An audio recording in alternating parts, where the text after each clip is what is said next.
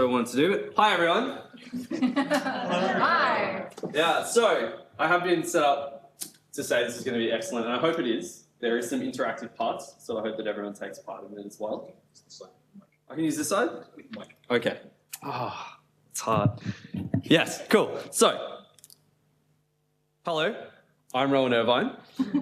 As Rick said, I'm a UX researcher at REA Group, and for those of you who aren't familiar with REA Group, they're the parent company for like realestate.com.au. So realestate.com.au is one property portal, and they actually own a bunch of like commercial ones, and they own heaps overseas now up through Southeast Asia. So I get to do some user research and talk to a lot of people, not only people who use our websites, but also the people who are tasked with like making it, and it's like a wide cross section of people. So I'm looking forward to sharing some of my tidbits of knowledge of how you can do that really well and how you can get the most out of both people who use your products and people who you need to talk to build your products. I'm also a founder of UX Gatherings, which is a monthly event for the UX community in Melbourne. So that's usually run out of REA Group, and it's once a month, last week of the month. So if you want to come and hear more about UX, make sure you check that out and come along and say hi, and we'll tell you UX things if you don't know UX things. And if you want to know more UX things, we've got them as well. And so I wanted to start by like talking about, I guess this concept that like everyone knows how to listen. So if I raise your hand if you know how to listen, right? I mean, we got ears, the sounds, they come in and we interpret them and we're like, yeah, that's also listening. And so it's really common that you go through life and you learn about listening and how to listen from your interactions with other people. I was lucky enough that I went to university and I studied behavioural science. And what they do in that course is they actually teach you how to be a human at various points of the process. And I took a class called interpersonal skills. Which is amazing, right? Because when I got into the workforce, I was like, why doesn't everyone know how to listen and to talk to people? I don't get it. Like, I worked in customer service and I worked with some people that just could not handle listening to people complain. And I was sitting there going, yeah, interesting. Yeah, that's great. Tell me more. And it was really like this foundational skills of someone sat me down and over the course of a semester was like, this is how you listen to people. This is how you tell people that you're listening to them without talking to them. I was like, interesting. That's very good. And I absorbed that, and now I work in a job where I do that for a living. So that's really, really good. And one of the things I found that was, after learning these skills, what I found that was really important is that when I was having these conversations with people, I was really able to start to like validate the feelings and ideas of a wide group of people that I was working with. So not only the people that I work with in a capacity of trying to figure out how they use our website, but the people who were also coming up with the ideas of what to change, and who here deals with stakeholders or has to talk to another person in their job. Interesting. Yes. Oh, cool. So this will be very valid for you. But it also helped me move beyond like that surface level of feedback. Like you've probably passed someone in the hall and been like, how are you? And they're like, good. And you say, great. And then you continue walking. And that's like very like automatic response. You're not really learning anything from them. And when you kind of get into that habit around people that you have to work with and people that you have to find information for, it can be a real detriment to like how you can achieve something great. It also means that when you start to validate people's feelings, when you start to get to that deeper level of understanding, you can then start to include those experiences and that voice in the things that you design and you create. And as people that work in the web, it's like really important for us to hear a wide variety of voices so that we can include that in everything that we do. If you don't consider yourself a designer, you're designing something, be it like code talking to people or UXing. So it's really important to be able to put all that together. So what I'm going to do today, I'm going to give you 7 of my hot tips on how to be a better listener. They're a bit broad. I'll take you along the journey with it. At the end, you can ask me questions about them. But we'll go through. They're numbered, so you know where we are, so that's really good. And this is how we do it. So the first thing that I wanted to talk about was eye contact. Now, eye contact seems really simple, but for a number of reasons, like you can have like good eye contact or bad eye contact, or you may not know what eye contact you're supposed to be giving. An example of bad eye contact is this. Very intense. When you're talking to someone, it's probably a bad idea to have this type of contact. What you want to do is maintain eye contact for an appropriate amount of time. Now, that means that you're not sitting there staring someone in the face 100% of the time. It means that you're breaking off, but you have to be looking at them. And I'm looking at you, sir, and it's really great. But now it's time to move on. And so I keep it for an appropriate amount of time that's comfortable enough, and then I move on when it becomes uncomfortable or when the need moves on. That's something that you'll learn as you go through the process. There's no like right or wrong, like you look at someone for 2 seconds and that's the most amount of time you can ever look at someone. It's something that you're going to learn and develop as you get better with eye contact. And there's also this part where you actually have to try and convey a bit of emotion with your eyes. So when I'm looking at, I'm picking you again, but when I'm looking at you here, this conveys a very different emotion to this. I like to take the approach of having a very nice, relaxed eye sockets when we go there. Relaxed eye sockets. It sounds crazy, but we're going to go through an exercise now.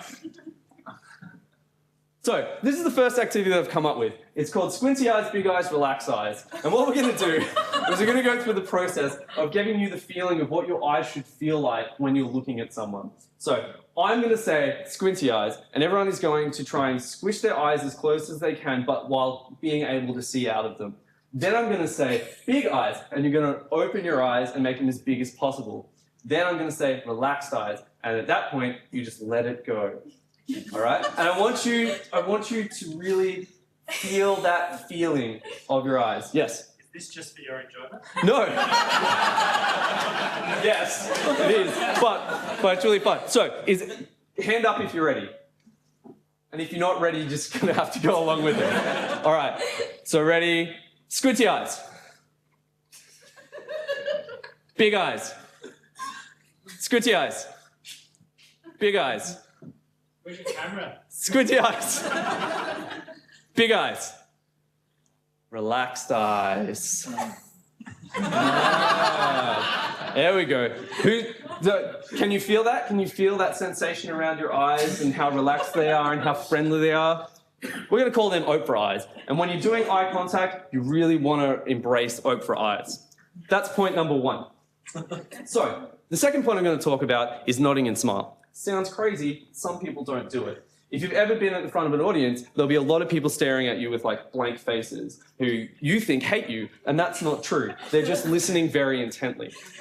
If you're the person trying to communicate with someone, you need to make sure that you seem friendly enough for someone to give you information. If you don't seem friendly, some people are going to feel very distant and not want to tell you anything. So, now I say nodding and smiling, right? Because nodding and smiling seems really normal. But what I want everyone to do now is just be really aware of themselves, give yourself a smile and start nodding. This is how it can feel like when you're really aware of what you're doing with your body. So you're acutely aware of what you're doing with your body when you're nodding and smiling on purpose. So it means that you have to practice, because the more you practice, the more it becomes just a habit that you take on board, and then before you know it, you're just doing it out of habitualness. Habitualness. It's not a word. But you just start to do it out of habit.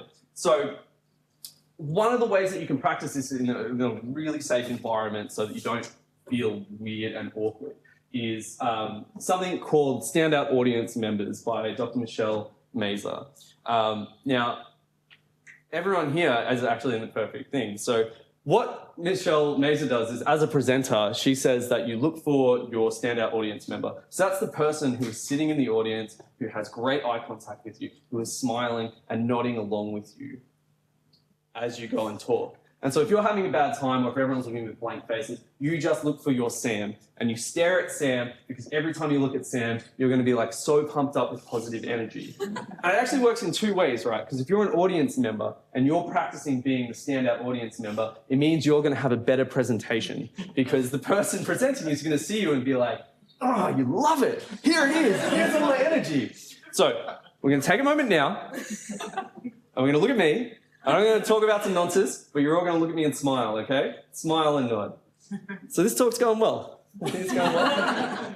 I can see it's going well. Everyone agrees with me. This is fantastic. So that's a little thing that you can take away, and you can do it within presentations. You can do it in meetings that bore you. You can just sit there and stare at the person talking and really encourage them to tell you all of that information that you want. And you can do it in the street. Maybe not as much in the street, but if you want to make a new friend, maybe that's a great way to do it. So, number 3, mirroring.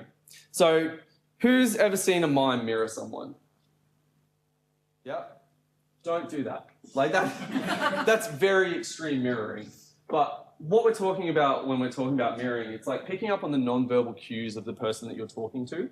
So if you're having a stand-up conversation and someone starts leaning like this is a cue that you're kind of talking to someone who's in more of a casual mode. And so what you want to do is you want to start to try and mirror that body language and make yourself also in a casual mode. It doesn't mean that you're completely mimicking what they're doing and you like walk up and you start to like go like that. But it's just whatever your relaxed mode is, and that could be just hands to the side, cock's knee, just hanging out, hand in pocket, things like that. A way to show them that you're on the same page. It works really well in interviews, especially if you're getting participants in.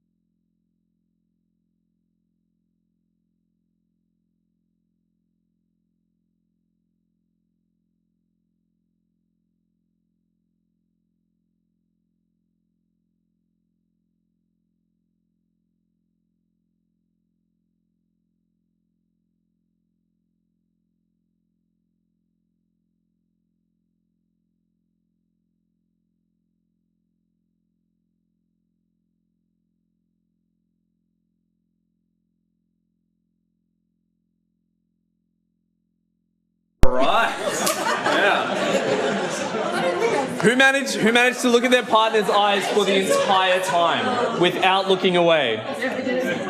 Yeah, that's not many people.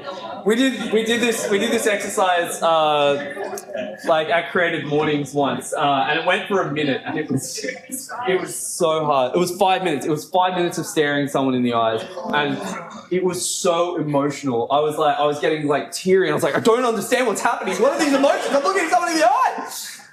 So well done, everyone. That's really good. But being comfortable in that silence, or being more comfortable than you currently are in silence, can be really important for just giving someone that extra piece of time to really formulate a response that's going to be like really deep and really meaningful to the thing you're trying to answer.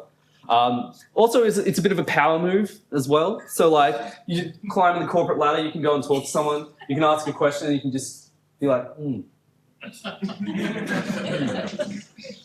And there comes this point where someone will become awkward, and someone will become like feel that anxiousness enough to then begin talking, and you win. You win. So being uncomfortable with silence is really important for a number of reasons. The last thing is about being present. So who's heard of mindfulness? Don't worry about it then, you already know. So being present is something that is really difficult for a lot of people. I still struggle with it. Like when you're interviewing someone, having the presence to really be there and listen to what they're saying and take that in and understand it is really difficult. And it's another skill that you have to keep learning and you have to keep doing.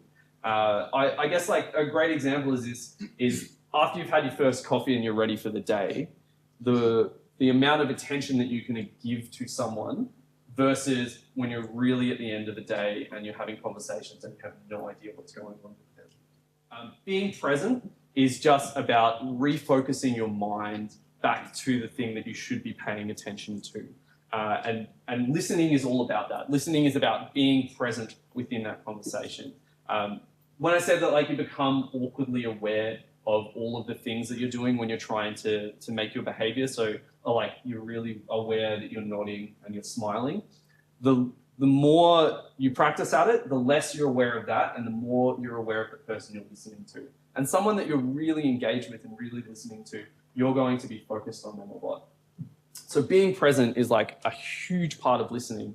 And it means that when you get to the point where you realize that your mind has wandered somewhere else, just being aware of that is enough for you to go, I should probably be focusing back on this. And you'll find throughout the day, probably through this talk, your mind has just wandered to places, but when you catch it, you're like, oh, I should probably focus this back. And that's something that's going to really help you, is just building that ability to be present and be in a conversation is probably the most important thing you can do as a listener. So now we've got another activity about it. So these are all the things that I talked about. Now I'm going to give you a minute each, and I want one person to be a listener, one person to be a talker, and the listener's going to ask the talker, tell me about your day. And for a minute, I want the listener to try and do as many of these great things that you've all now mastered in a conversation. So I'll give you 10 seconds. Pick a partner. Can be the same as the intent eye contact because we've already got a bit of rapport with them. You got it? Yep. Yeah, good. Good. You got a partner? Yeah, partners. All right. So, and begin.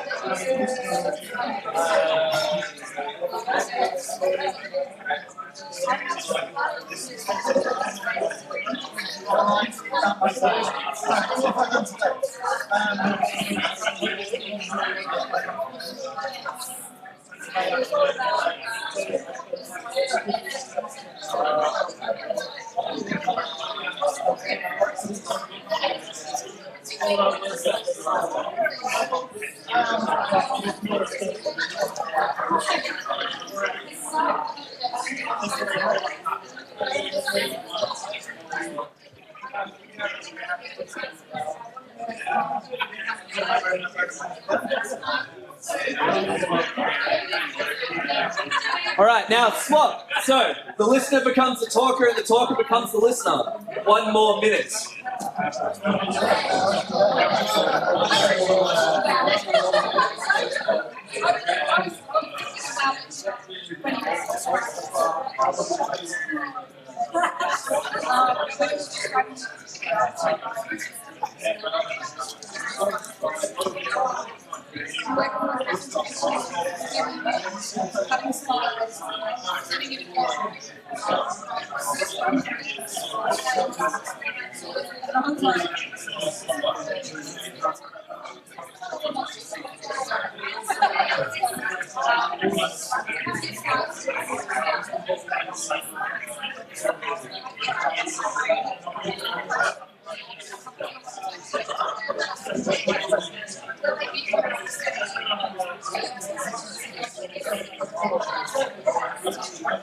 Alrighty.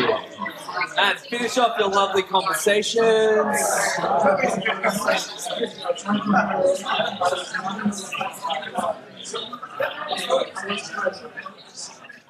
So, who was able to do like 2 of those things that they had just learned in a conversation? Lower than I thought? Okay. 1 thing. Was someone able to do 1 thing that they just learned in that conversation? All right. Who got all 7 and nailed it and can now go out and take over the world? Florian's crushed it. Yep, perfect. There we go. Awesome. So we've actually got a bonus round. So there are all the things that you can do to improve your listening. And so what I thought I'd do is also give you a couple of tips on moving past illusions. So when you learn all of these techniques, there comes a point when you're really good at looking like you're listening. And I say looking like you're listening because you are just not in that conversation at all, and someone is talking to you, and you are just like, you come back and you're like, oh God, how long have I been away for? And so there are a couple things to be aware of as you learn these skills so that you don't abuse them and turn people against you. So this is from Delmar Fisher. So Delmar Fisher wrote about reflective listening. So have you heard of active listening? So when you're kind of just taking sounds in and you're like, yeah, cool, sounds are happening. That's called passive listening. I can't remember when, but what they teach in psychology is active listening. So that is all of those techniques to show someone that you're listening so that they talk to you more. Delmar was talking about reflective listening, which is taking that active listening and going a bit deeper and really like understanding someone and then showing them that you understand by reflecting the language back to you and then showing like deep understanding. But he also had these listening pitfalls, and 3 of them that I really liked were like stereotyped reactions. So have you ever been in a conversation with someone who says like the same response to everything you say regardless of like the levels? Like, oh no, my arm fell off. And like, oh cool, yeah. What else has been happening?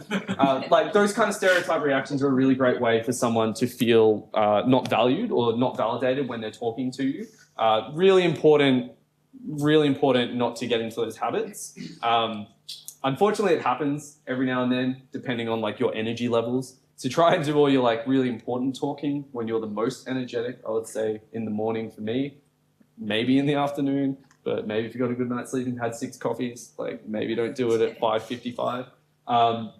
Pretending to understand. When I said like clarify with people, the worst thing that can happen is that you pretend that you know what happens and what they're talking about, and then they find out, and it feels like I guess like a violation of trust then, because they've been talking to you as if you've understood, and then they find out that everything's a lie, and you really damage that rapport that you have with them. And overreaching, which is something that's like, you know, one of the things you do when you're at uni and you're doing psych is that you understand everything and everyone. You're like, yeah, cool, I understand, I get problems, but overreaching is like ascribing meaning to things that people have said where it just isn't necessary or it's just not accurate. So try not to put meaning into the words people say. Just try and clarify with them if you don't understand.